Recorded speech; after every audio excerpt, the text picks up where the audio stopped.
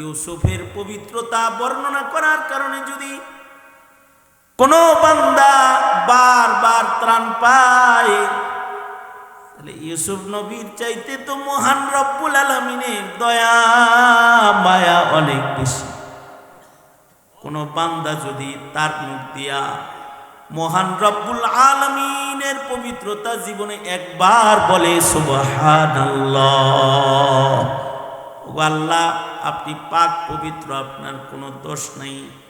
নবী ইউসুফের পবিত্রতা বর্ণনা করে যদি ইউসুফের হাত থেকে বারবার ত্রাণ পাই, তো কোনো গোলাম যদি দিল থেকে রব্বুল আলামিনের পবিত্রতার বর্ণনা দিয়ে দেয় আর ওইটা যদি কবুল হয়ে যায়, এই বান্দাকে আল্লাহ তাআলা একটা জান্নাত না বান্দা রবের আদালতে দাঁড়ায়া যা চাইবে আল্লাহ তাআলা তাই বান্দাকে দান করবে।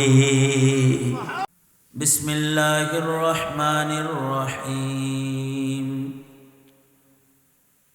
ইয়া আইয়ুহাল্লাযীনা আমানুত্তাকুল্লাহ ওয়াবতাগু ইলাইহিল ওয়াসিলা ওয়াজাহিদু ফি সাবিলিহি লাআল্লাকুম তুফলিহুন। وقال النبي صلى الله عليه وسلم اتق المحارم تكن أعبد الناس، أو كما قال عليه الصلاة والسلام.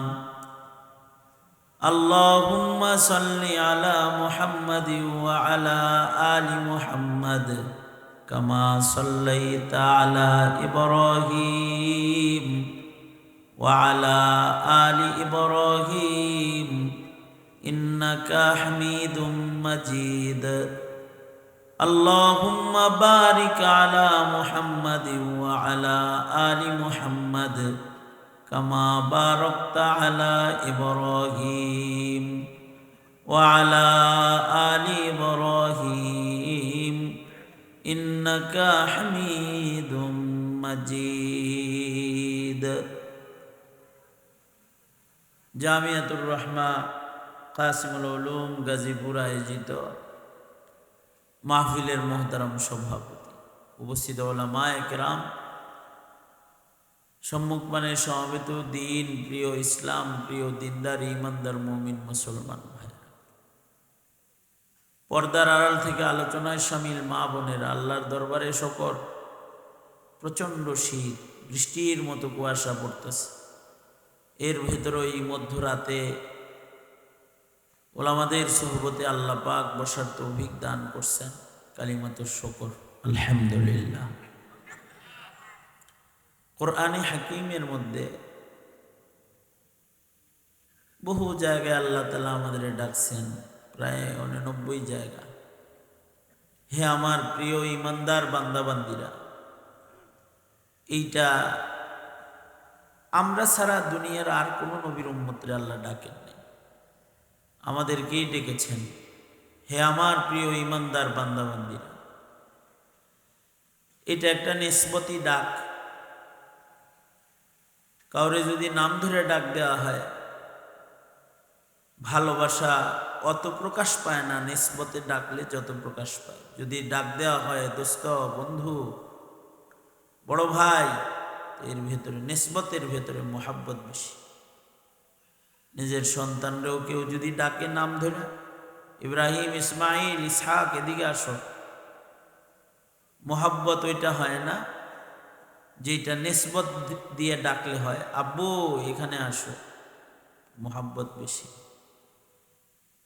নিজের কন্যাকে নাম ধরে যদি কেউ ডাকে, ফাতেমা, খাদিজা, আয়েশা এখানে আসো, তার ডাক না দিয়ে যদি বলে আম্মু এখানে আসো, এর ভিতরে মোহাব্বত বেশি।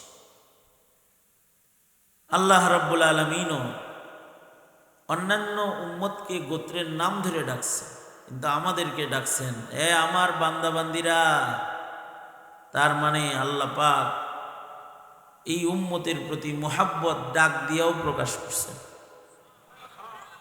এই কারণে এই উম্মত আসছে সবার পরে, কিন্তু জান্নাতে যাইব সবার আগে। মোহাব্বত ডাক যে দিল ডাকের মর্যাদা রক্ষার জন্য কি করলে আমরা আল্লাহর বান্দা আসলে হইতে পারবো, সফল হইতে পারবো, এটাও আল্লাহ পথ দেখাইছেন। 1 নাম্বার কাজ, 3টা হুকুম আল্লাহ পাকে। 1 নাম্বার হুকুম হলো ইত্তাকুল্লাহ, আল্লাহকে ভয় করে। আল্লাহরে যদি কেউ ভয় করে তো আল্লাহ পাক, আল্লাহরে যারা ভয় করে তাদের পেছনের সব গুনাহ আল্লাহ মাফ করে। আল্লাহরে যারা ভয় করে আল্লাহ তাদের জান্নাত দান করে। আল্লাহকে যারা ভয় করে তাদেরকে আল্লাহ পাক দুনিয়া আখিরাতের ফালাহ, কামিয়াবি দান করে। ভয় করতে হবে। আমরা তো বস্তুর ভয়টা বোঝা যায়, কিন্তু আল্লাহর ভয়টা আমাদের ভিতরে বোঝা যায় না। সাপরে ভয় পায় বোঝা যায়, বাঘরে ভয় পায় বোঝা যায়, চোর ডাকাতরে ভয় পায় বোঝা যায়, পুলিশরে ভয় পায় বোঝা যায়, মামলারে ভয় পায় বোঝা যায়, পাগলা কুকুরের ঘেউ ঘেউ আওয়াজ শুনলে ভয় পায়, চেহারায় বোঝা যায়। আল্লাহরে ভয় পায় বোঝা যায় না। এটা নিন্দনীয়। আল্লাহ বলেন ইত্তাকুল্লাহ, 30 জায়গায় বলছেন ইত্তাকুল্লাহ, ইত্তাকুল্লাহ, ইত্তাকুল্লাহ। আল্লাহকে ডরো, আল্লাহকে ভয় করো। ভয় পাইলে পরে শাসন কমে যায়। আমি একবার মাহফিল টাহফিল 2-3 দিন ঘুরে টুরে বাড়িতে গেছি।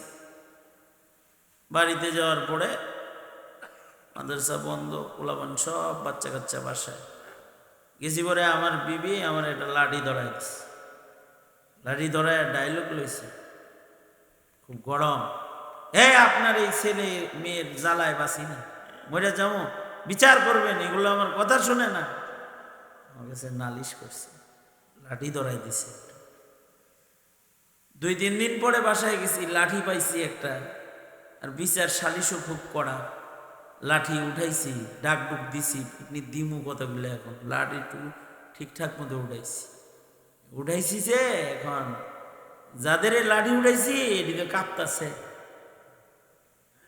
এরপরেও আবার চিন্তা করতেছি, লাঠিটা দিল তো একটা বাড়ি, না দিলে আবার আবার যদি বাইক্ষা যায়। এই জন্যে বাড়ি দেওয়ার জন্যই সামনে গেছি যে দেই 2-4টা। একটু আগের ভাষা ছিল একরকম, এখন ভাষা আর এক রকম। আমি যখন মারতে গেছি তখন সামনে এইসব দাঁড়ায়া এতক্ষণ বলছে আপনার ছেলে মেয়েরে শাসন করেন, এর জ্বালাই বাসে। এখন কয় আপনি কি বাপ না আজরাইল? এই লাঠি দিয়ে বাচ্চারে পিটনি দিল ও বাঁচবো? শরীরে কিছু আছে? এই লাঠি দিয়ে মারতে আইছেন? লাঠি কিন্তু হে দিছে।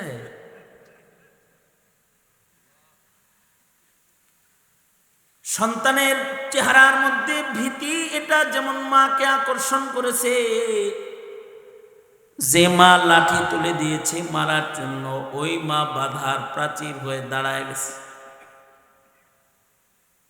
মা সন্তানকে যতটুক ভালোবাসে তার চাইতে 1000 কোটি লাখ গুণ বেশি ভালোবাসে বান্দাকে মহান রব্বুল আলামিন আল্লাহ। কোনো বান্দার ভেতরে যদি ওই রব, ওই মালিকের ভয়, মালিক দেখে যে আমার বান্দা আমারে ভয় পাইছে, তার চোখ দিয়া তওবার পানি পড়ে গেছে, সে আমাকে ভয় করেছে, মহান রব্বুল আলামিন নিজেই আবার বান্দার পাশে দাঁড়ায় বলে, ফেরেশতারা যাও দেখো না আমার বান্দা আমাকে ভয় পেয়েছে, আমি আমার বান্দার জিন্দগির সব গুনাহ মাফ করে দিছি। ভয়, ইত্তাকুল্লাহ, ইত্তাকুল্লাহ, ইত্তাকুল্লাহ 30 জায়গায় বলছে আল্লাহকে ভয় করো। আল্লাহরে যে ভয় করবে এটা বোঝা যাইতে হবে। আল্লাহর ভয় বুঝবো কিভাবে? ইত্তাকিল মাহারিম তাকুন আ'বাদান নাস। তুমি গুনাহ ছেড়ে দাও, তোমার গুনাহ বর্জনটাই বোঝা যাবে তুমি তোমার রবরে ভয় পাও। কতটুকুন ভয় করবা? আল্লাহরে, আল্লাহর ভয়ের পরিমাণটা কি? হাক্কা তুকাতি, যেমন ভয় করা দরকার ওই রকম ভয় করো। যেমন ভয় করা দরকার এমন ভয় কেমন? আল্লাহরে ভয় করার মতন ভয় মানে হলো অতি সঙ্গোপনে বন্ধ ঘরে নিরিবিলিও বান্দা কোনো গুনাহ স্পর্শ করবে না, কারণ সে তার রবরে ভয়। কারণ যেখানে কেউ নাই সেখানেও একজন আছে, আল্লাহ। যেখানে কেউ দেখে না সেখানেও একজন দেখে, আল্লাহ। যা কেউ জানে না সেটাও একজন জানে, ইয়ালামু বিযাতিস সুদূর, হৃদয়ের কল্পনা সহ একজন জানেন। তিনি হলেন আমার মালিক আল্লাহ। এ কারণে বুজুর্গদের কাছে গেলে বলে, বলো মুখে আল্লাহু হাজিরি ওয়াল্লাহু নাজিরি ওয়াল্লাহু মাই। এই যে একটা ভয়, এটা যার হৃদয়ে থাকবে অন্ধকারেও গুনাহ করতে পারবে, কারণ সে ভয় করে তার মালিক আল্লাহ। এই ভয়টা কারোর ভেতরে থাকলেও জান্নাতি। এই ভয়ওয়ালা মানুষদের জন্যই মহান রব্বুল আলামিন জান্নাত প্রস্তুত করছেন। দিয়ে দিবেন, যাও তুমি আমারে ভয় করতে, একটা না তোমাকে দুইটা দিলাম জান্নাত। আল্লাহ রে আলান মান খাফা মাকামা রাব্বিহি জান্নাতা, আল্লাহর শান মতো যারা আল্লাহরে ভয় করে তাহলে জান্নাত একটা দিব না, দুইটা দান করব। এজন্য ইত্তাকুল্লাহ তার মানে গুনাহ ছাড়ো, আর ওয়াবতাগু ইলাইহিল ওয়াসিলা, আল্লাহরে পাওয়ার জন্য উসিলা তালাশ করো, আল্লাহর কাছে পৌঁছার উসিলা তালাশ করো। অর্থাৎ জিন্দগির যত নেকির কাম, কোন নেকির কামকে ছাইরা দিও না। হইতে পারে এটারে তুমি ছোট মনে করছো, কিন্তু এইটাই তোমার রবের কাছে যাওয়ার রাস্তা হয়ে গেছে। পিপাসিত কুকুরে পানি পান করাইছে, এটাও আল্লাহ পাক বান্দিকে আল্লাহর কাছে যাওয়ার রাস্তা হিসেবে গ্রহণ করে নিছে। কুকুরে পানি পান করানো এটা কোনো বড় আমল? নাপাক প্রাণী। কিন্তু ওয়াবতাগু ইলাইহিল ওয়াসিলা লা তাহকিরান্না মিনাল মা'রুফি শাইআ, মা'রুফ কোন কাজকে ছোট মনে না করো। হইতে পারে এইটাই নাজাতের উসিলা, এই ছোট আমলটাই নাজাতের উসিলা। জিন্দগির ছোট ছোট নেকির কাজ আহমিয়তের সাথে এগুলো করে। ছোট ছোট নেকির কাজ যারা করে তাদেরকে আল্লাহ পাক বড় বড় নেকির কাজ করার যোগ্যতা দান করে। ছোট ব্যবসা না করে বড় ব্যবসা করুন যায়? ছোট ছোট ব্যবসা করে করে বড় বড় ব্যবসার অভিজ্ঞতা আছে। ছোট ছোট নেকির কাজ করতে করতেই বড়গুলা করার আদত অভ্যাসে পরিণত হয়, যোগ্যতা ইস্তেআদাত পয়দা। এই জন্যে জীবনে যত কারে খায়ের সামনে সেটাকে করা। ছোট ছোট নেকির কাজেও আল্লাহ পাক বড় বড় আজর দান করে।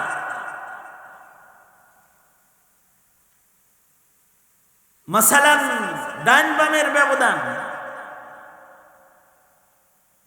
যেই কথাগুলা অনেক বেশি হওয়া দরকার কিন্তু কম হয়, এই ডান বামের ব্যবধান করে। অর্থাৎ কিছু খাইতেছ, ডাইনাতে খাও, ভালো কাজে ডান দিক প্রাধান্য দাও। মসজিদে ঢুকতেছ, ডান পায়ে ঢুকো। মসজিদ থেকে বের হইতেছ, বাম পায়ে বের হও। অনেক বড় নেকির কাম না, একটা ছোট্ট সুন্নাত, কিন্তু আহমিয়ত এত বেশি, এইটার কারণে হাসরের ময়দানে হয়তো আল্লাহ তাআলা ডান হাতে আমল নামা দিয়ে দেন।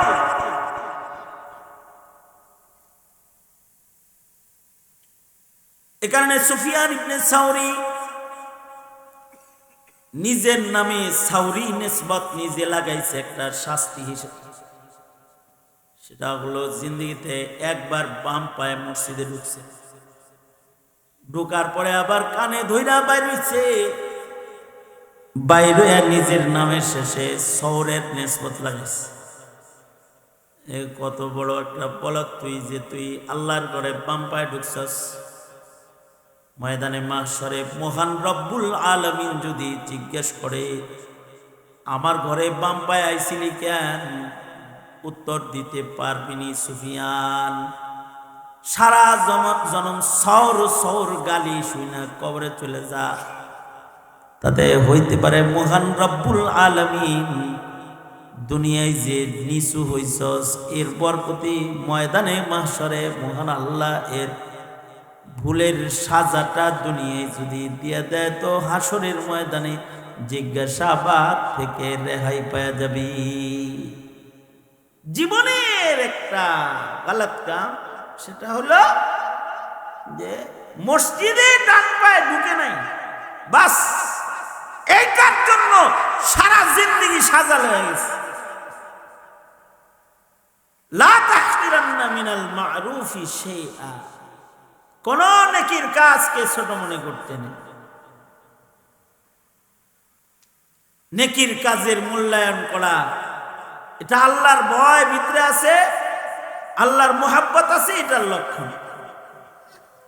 যাদের হৃদয় নেকির কাজ করতে চায়, আসলে তাদের হৃদয়ে আল্লাহ আছে, এই কারণে তাদের নেকির কাজ করতে মনে চায়। তাদের হৃদয়ে আল্লাহর মোহাব্বত আছে, এ কারণে আল্লাহ পাকের মোহাব্বত এইটা প্রমাণ হবে নেকির কাজ দিয়ে, আর আল্লাহর ভয় প্রমাণিত হবে গুনাহ ছাইড়া দিয়ে। কোন নেকির কাজ ছাড়বো না। ছোট ছোট ছোট ছোট আমলগুলো জারি রাখলে পরে বড় আমল করা যায়। এ কারণে আমাদের বুজুর্গরা বলে প্রতিদিন কিছু জিকরুল্লাহর আমল করো, 6 তাসবিহ জিকির করো, 100 বার সুবহানাল্লাহ, 100 বার আলহামদুলিল্লাহ, 100 বার লা ইলাহা ইল্লাল্লাহ, 100 বার আল্লাহু আকবার, 100 বার দুরূদ শরীফ, 100 বার ইস্তিগফার, আস্তাগফিরুল্লাহ। যদি এতটুকু ছোট্ট একটা আমল যদি কারোর ভেতরে পাওয়া যায়, হযরত থানভী বলেছেন যারা জিকির করবে নিয়মিত, মহান রব্বুল আলামিন মৃত্যুর দিনে তাদের জবানে কালিমা জারি করে দিবে। মরণের দিন তাদের মুখে কালিমা উচ্চারিত হবে। যদি ডেলি কেউ 100 বার পড়ে সুবহানাল্লাহি ওয়া বিহামদিহি সুবহানাল্লাহিল আযীম, বলেন সুবহানাল্লাহি ওয়া বিহামদিহি সুবহানাল্লাহিল আযীম সুবহানাল্লাহি ওয়া বিহামদিহি সুবহানাল্লাহিল আযীম, 100 বার। যদি ডেলি 100 বার কেউ পড়ে, তার গুনাহ যদি সাগরের ফেনার সমান হয়, তাও আল্লাহ তাআলা তার জীবনের সব গুনাহ মাফ করে দেন। প্রতিদিন খালি এই জিকিরটা করব, সুবহানাল্লাহি ওয়া বিহামদিহি সুবহানাল্লাহিল আযীম। এ কারণে যত নেকির কাজ আছে এগুলো সব করতে থাকে, যে বান্দাগুলা এই বান্দাগুলাকে আল্লাহ তাআলা মাগফিরাত দান করবে।